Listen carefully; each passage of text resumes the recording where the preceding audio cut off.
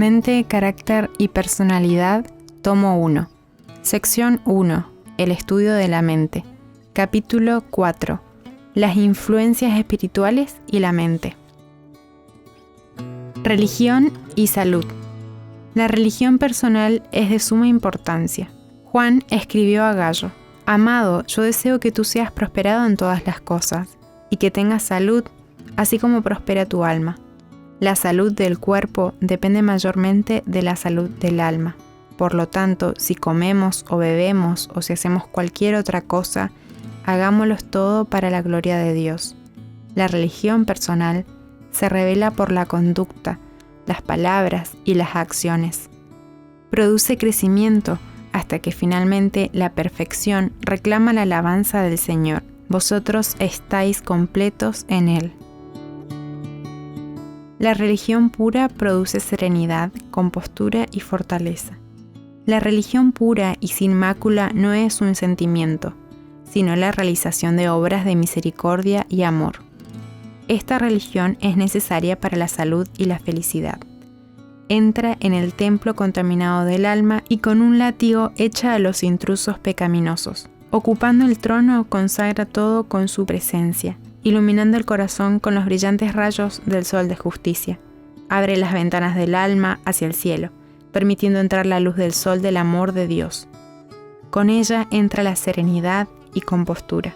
Aumenta el poder físico, mental y moral, porque la atmósfera del cielo, como un agente viviente y activo, llena el alma. Cristo es formado en lo íntimo, la esperanza de gloria. Dios es la fuente de vida y gozo. Dios es la fuente de vida, luz y gozo para el universo. Como los rayos de luz del sol, como las corrientes de agua que brotan de un manantial vivo, las bendiciones desciendan de Él a todas sus criaturas. Y donde quiera que la vida de Dios esté en el corazón de los hombres, inundará a otros de amor y bendición. Todos reciben la vida de Dios. Todos los seres creados viven por la voluntad y el poder de Dios. Son recipientes de la vida del Hijo de Dios. No importa cuán capaces y talentosos sean, no importa cuán grandes sean sus aptitudes, recibirán nuevamente la vida de la fuente de toda vida. Él es el origen, la fuente de vida. Solo aquel que es el único que tiene inmortalidad, que mora en la luz y vida, podrá decir: tengo poder para ponerla, su vida, y tengo poder para volverla a tomar. Satanás usa la influencia de la mente sobre la mente. Expulsado del cielo, Satanás estableció su reino en este mundo, y desde entonces ha estado esforzándose incansablemente para seducir a los seres humanos y apartarlos de su lealtad a Dios. Usa el mismo poder que usó en el cielo, la influencia de la mente sobre la mente.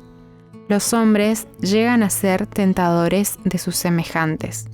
Se acarician los fuertes y corrompidos sentimientos de Satanás, los que ejercen un poder persuasivo y poderoso. Bajo la influencia de estos sentimientos, los hombres se unen en confederaciones, en gremios y en sociedades secretas. Hay en operación en el mundo agencias que Dios no tolerará por mucho más tiempo. Es el estudiado propósito de Satanás emplear poderes para fines egoístas. Satanás tiene redes y trampas como las trampas del cazador, todas preparadas para atrapar a las almas. Es su estudiado propósito que los hombres utilicen las facultades que Dios les ha dado para fines egoístas antes que emplearlas para glorificar a Dios. Dios quiere que los hombres se ocupen en una obra que les proporcionará paz y gozo y les producirá un provecho eterno. Pero Satanás desea que concentremos nuestros esfuerzos en aquello que no aprovecha nada, en las cosas que perecen con el uso. La transgresión no trajo un nuevo orden de energía y pasiones. No hemos de suponer que desde la transgresión de Adán, Dios haya dado a los seres humanos un nuevo orden de energía y pasiones, porque entonces parecería como que Dios hubiera intervenido para implantar en la raza humana propensiones pecaminosas. Cristo comenzó su obra de conversión tan pronto el hombre transgredió. para que por medio de la obediencia a la ley de Dios y la fe en Cristo pudiera recuperar la perdida imagen de Dios. Cada uno debe elegir uno de los dos estandartes. Este es el gran dilema. Aquí están los dos grandes poderes que se enfrentan: el príncipe de Dios, Jesucristo, y el príncipe de las tinieblas, Satanás. Aquí llega el conflicto directo. Hay solo dos clases en el mundo, y cada ser humano se alistará bajo uno de los dos estandartes: la bandera del príncipe de las tinieblas o la de Jesucristo. El pecado afecta el ser entero. El pecado afecta al ser entero. También lo hace la gracia. Es el corazón descarriado el que ha arrastrado las facultades del alma. Todo aquel que quiera aprender la ciencia de la salvación debe ser estudiante sumiso en la escuela de Cristo, para que el templo del alma pueda ser el lugar de la morada del Altísimo. Si queremos aprender de Cristo, el alma debe vaciarse de todas sus orgullosas posesiones para que Cristo pueda impresionar su imagen en el alma. La cruz da el nivel correcto a la mente humana. ¿Qué es lo que da el nivel apropiado a la mente humana? Es la cruz del Calvario. Contemplando a Jesús, que es el autor y consumador de nuestra fe, desaparece todo deseo de glorificación propia.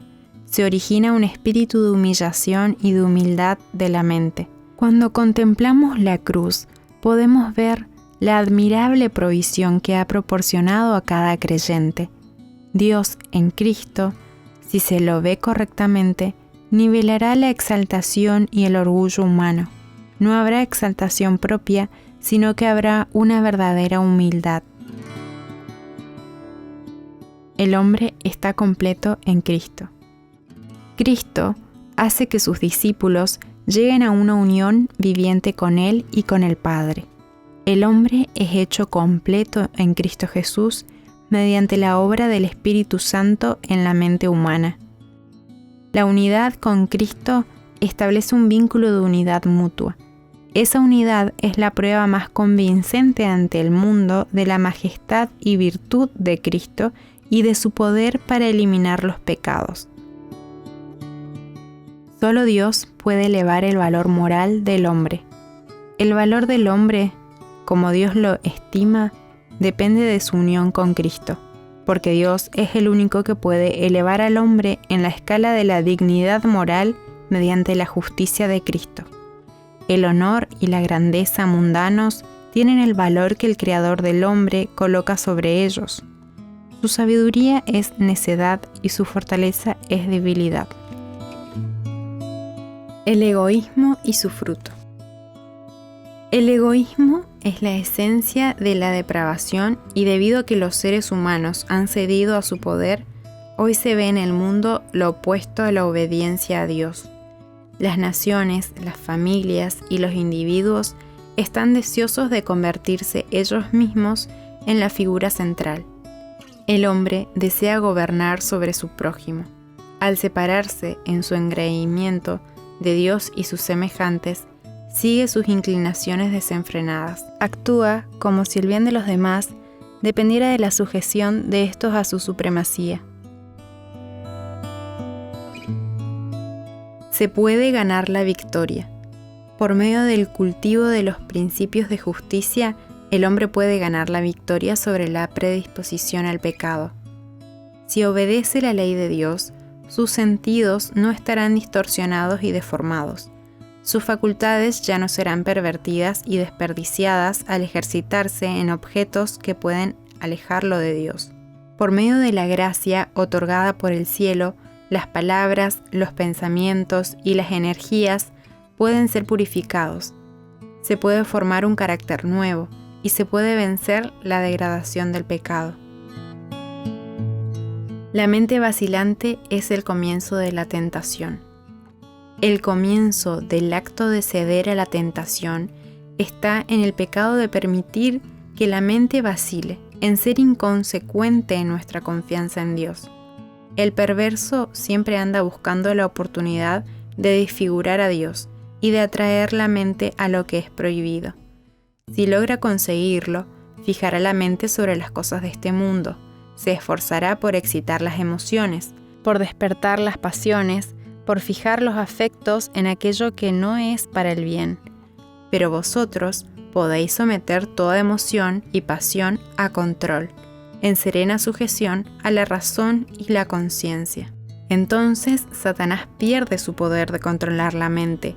La obra a que Cristo nos llama es la obra de vencer progresivamente los males espirituales de nuestro carácter. Las tendencias naturales deben ser vencidas, los apetitos y las pasiones deben ser subyugados y la voluntad debe ser puesta enteramente al lado de Cristo. Ninguno necesita desesperar por tendencias heredadas. Satanás está siempre alerto para engañar y desviar. Él usa todo ensalmo para atraer a los hombres al ancho camino de la desobediencia. Trabaja para confundir los sentidos con sentimientos equivocados y para cambiar los hitos poniendo sus inscripciones falsas en los postes indicadores que Dios estableció para señalar el camino correcto. Por cuanto estas agencias del mal están luchando para eclipsar cada rayo de luz que viene al alma, los seres celestiales han sido asignados para realizar su ministerio, guiar, guardar y controlar a los que han de ser herederos de la salvación. Ninguno necesita desesperar por causa de las tendencias heredadas hacia el mal, pero cuando el Espíritu de Dios convence de pecado, el impío debe arrepentirse y confesar y abandonar el mal. Fieles centinelas están de guardia para dirigir las almas por senderos correctos. Participantes del pecado por asociación.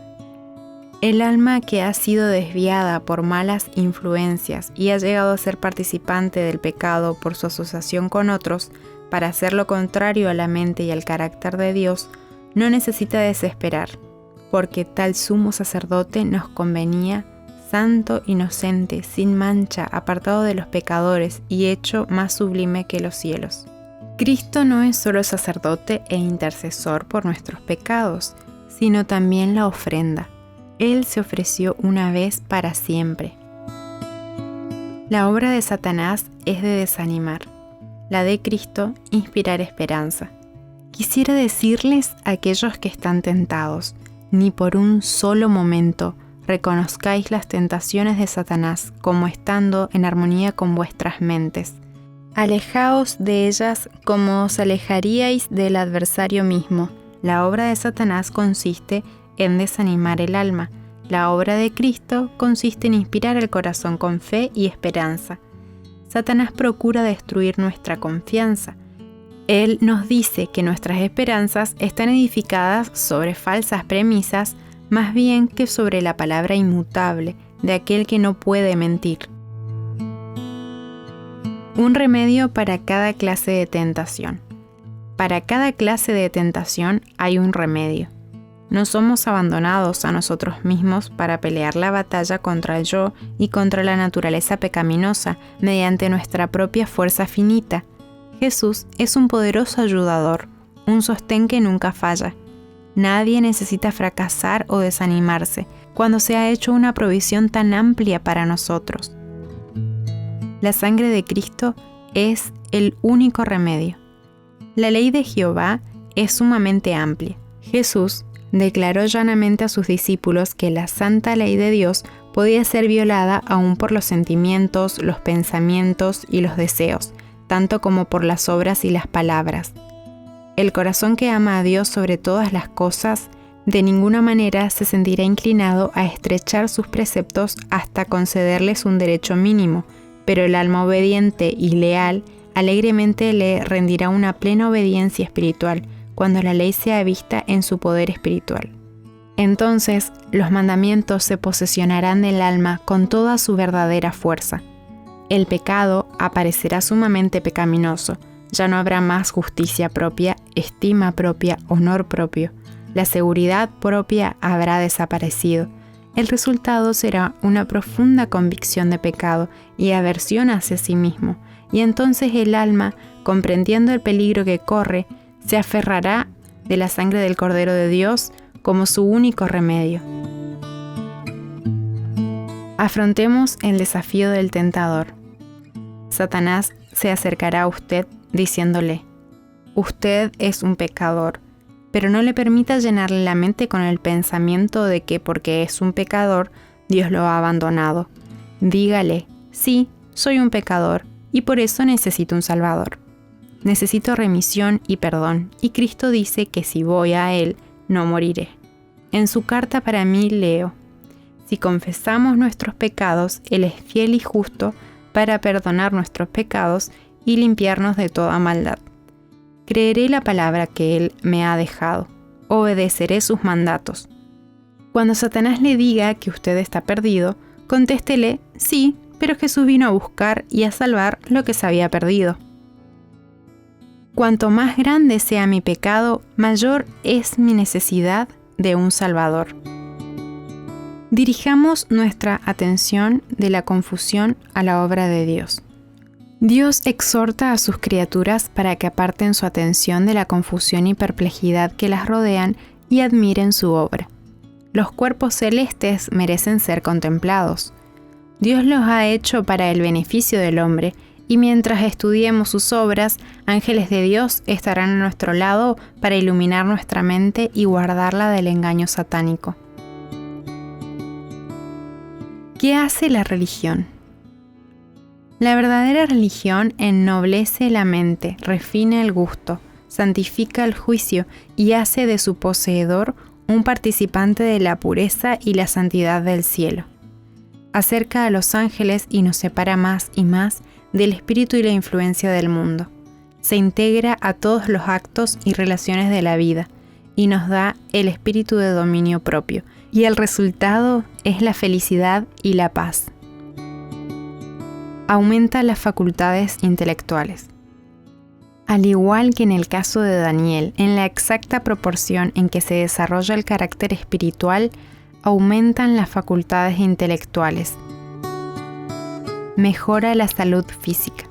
Permita que la mente llegue a estar bien fundada y póngase la voluntad del lado del Señor, y habrá una maravillosa mejoría en la salud física. Hacer lo correcto es la mejor medicina. La conciencia de hacer el bien es la mejor medicina para los cuerpos y las mentes enfermos. La bendición especial de Dios que descansa sobre quien la recibe es la salud y la fortaleza. El que tiene una mente tranquila y satisfecha en Dios está en el camino hacia la salud. Tener la conciencia de que el ojo del Señor está sobre nosotros y su oído abierto a oír nuestras oraciones es realmente una satisfacción. Saber que tenemos un amigo que nunca falla, en quien podemos confiar todos los secretos del alma, es una felicidad que las palabras no pueden expresar. El amor de Jesús rodea el alma con una atmósfera fragante. Las almas de aquellos que aman a Jesús estarán rodeadas de una atmósfera pura y fragante. Hay quienes ocultan el hambre de su alma. Estos serán grandemente ayudados por una palabra tierna o un recuerdo bondadoso. Los dones celestiales, derramados abundante y ricamente por Dios, a su vez deben ser derramados por nosotros sobre todos los que se hallan en la esfera de nuestra influencia. Así revelamos un amor que es nacido del cielo, el cual aumentará a medida que lo usemos abundantemente para bendecir a otros. Así glorificamos a Dios. Resultados de un momento de irreflexión. Una sola salvaguardia eliminada de la conciencia, la indulgencia en un solo hábito malo, un solo descuido de las altas exigencias del deber, puede ser el comienzo de un camino de engaño que lo hará pasar a las filas de los que sirven a Satanás, mientras usted está profesando todo el tiempo amar a Dios y a su causa. Un momento de irreflexión, un solo paso mal dado, puede cambiar toda la corriente de su vida en la dirección equivocada. Dios no hace milagros para impedir la cosecha. El Señor nos envía advertencias, consejos y reproches para que tengamos oportunidad de corregir nuestros errores antes de que se conviertan en una segunda naturaleza.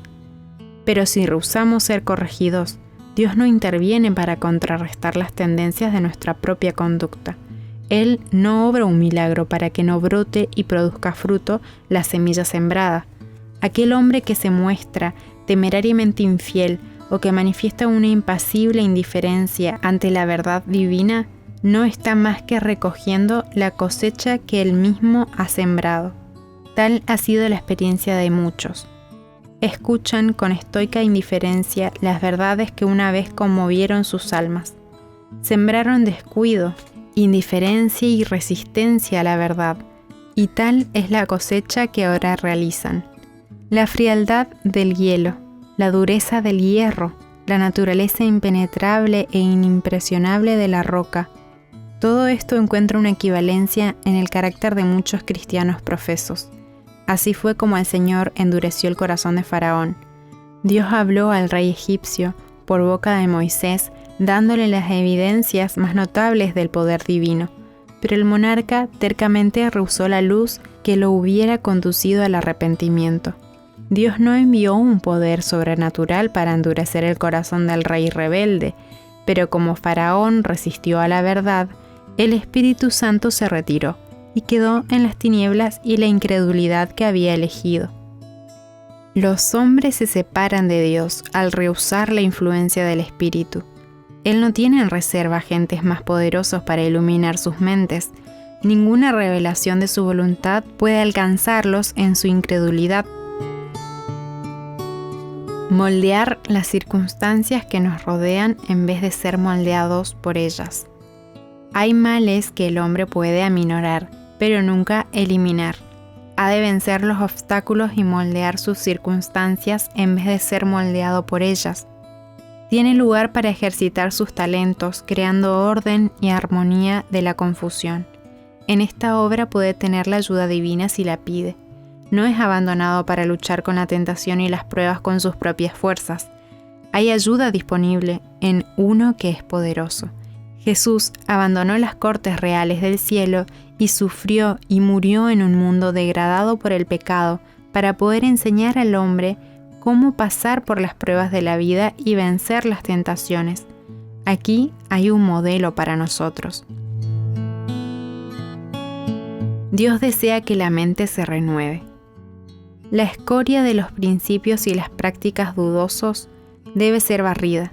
El Señor quiere que la mente se renueve y que el corazón sea lleno de los tesoros de verdad. Tratar juiciosamente con las diferentes mentes. Todos necesitamos estudiar el carácter y las maneras para poder saber cómo tratar juiciosamente con las diferentes mentes, para poder usar nuestras mejores capacidades en ayudarlas a llevar una comprensión correcta de la palabra de Dios y una verdadera vida cristiana. Debiéramos leer la Biblia con ellos y alejar sus mentes de las cosas temporales y llevarlos hacia los intereses eternos. Es el deber de los hijos de Dios ser misioneros para Él, relacionarnos con los que necesitan ayuda. Si uno está vacilando bajo la tentación, su caso debiera ser tomado cuidadosamente y atendido sabiamente, pues sus intereses eternos están en juego, y las palabras y los actos de quienes trabajan por él pueden ser un sabor de vida para vida o de muerte para muerte. Principios inflexibles señalan a los discípulos de Jesús. Una fidelidad inquebrantable a los principios ha de señalar la conducta de aquellos que se sientan a los pies de Jesús y aprenden de Él.